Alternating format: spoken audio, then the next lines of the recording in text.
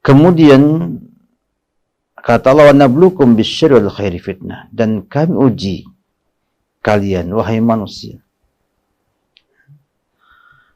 dengan keburukan dan kebaikan sebagai fitnah.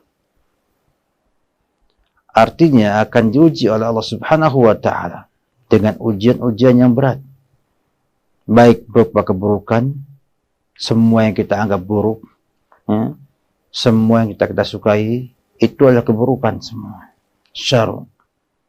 Dan Allah mulai dengan syarr di sini karena emang dalam benak manusia ketika mendengar ada ujian, pertama yang akan ada dalam benak adalah tentang keburukan. Sehingga orang sakit ya sabar atas ujian ini, orang kena gempa ya, sabar atas musibah ini, orang terkena Gunung Merapi meletus, kata ini ujian bagi kalian. Kemudian ketika ada banjir bandang seperti sekarang di Kalimantan Selatan, semoga Allah Subhanahu wa ta'ala memberi kesabaran kepada kaum muslimin di sana. Pun demikian, inilah ujian bagi kita semua. Sehingga pertama kali seorang itu mendengar kata ujian, maka yang akan terjadi adalah berkenaan dengan hal-hal yang buruk, hal-hal yang tidak disukai oleh manusia. Wal khairi, dan kemudian Allah katakan khair, juga kebaikan, hal yang menyenangkan, hal yang ia sukai, itu juga sama dengan syarr. Ya. Allah gabung dengan waw, artinya sama kedudukannya, sama-sama ujian dari Allah Subhanahu wa ta'ala sebagai fitnah, sebagai bentuk ujian bagi manusia, akan diuji dengan keburukan, diuji dengan kebaikan.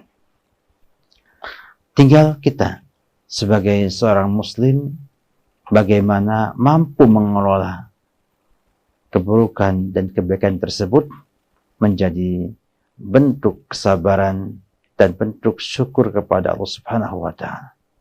Sehingga ujian itu akan menjadi kebaikan bagi kita semua bila kita mampu bersabar atas ujian keburukan dan bisa bersyukur atas ujian kesenangan atau hal-hal yang baik tersebut.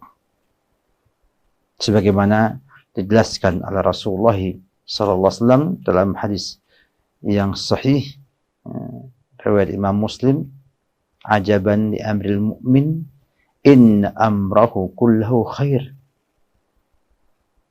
wa la yakunu dzalika illa fi mu'minin. Alangkah menakjubkannya urusan seorang mukmin, semua urusannya itu baik dan itu tidak ada kecuali pada seorang mukmin. Kenapa demikian?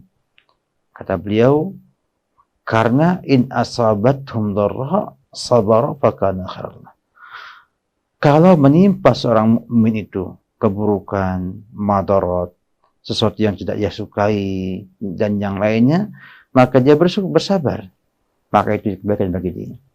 Dan ketika wa in asabathum sarra syakara fakana khairan. Dan ketika ia mendapatkan kebaikan, mendapatkan nikmat, mendapatkan kesenangan, maka dia bersyukur, maka itu kebaikan baginya.